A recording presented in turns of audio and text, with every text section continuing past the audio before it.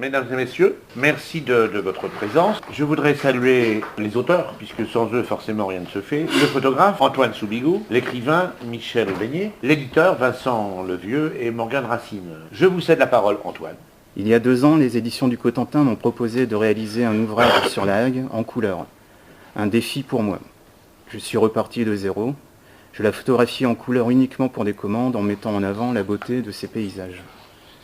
Mais pour ce livre, j'ai voulu lui rendre hommage en dévoilant certaines facettes connues ou inconnues, un bout du monde qui finalement se regarde différemment selon les saisons, un décor derrière le décor. Et je l'ai à nouveau découverte.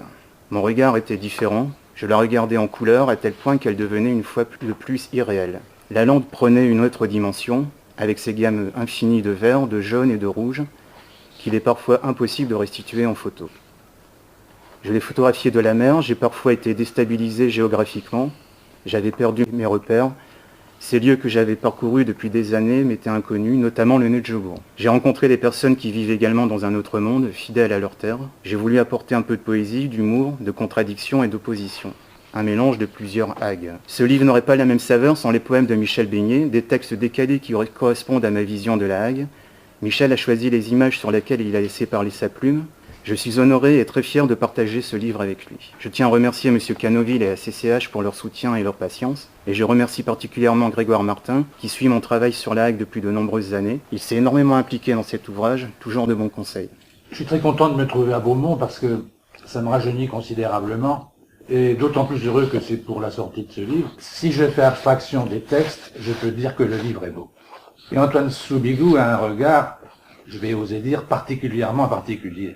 Il y a son sens de l'insolite, de l'incongru, un coq qui déambule au milieu d'un carrefour désert, des vaches qui semblent avoir des lunettes de soleil, et il y a plein de choses comme ça. Et je dois dire que c'est vraiment un exercice tout à fait intéressant que d'écrire à partir de photos ou à partir d'œuvres de peintres.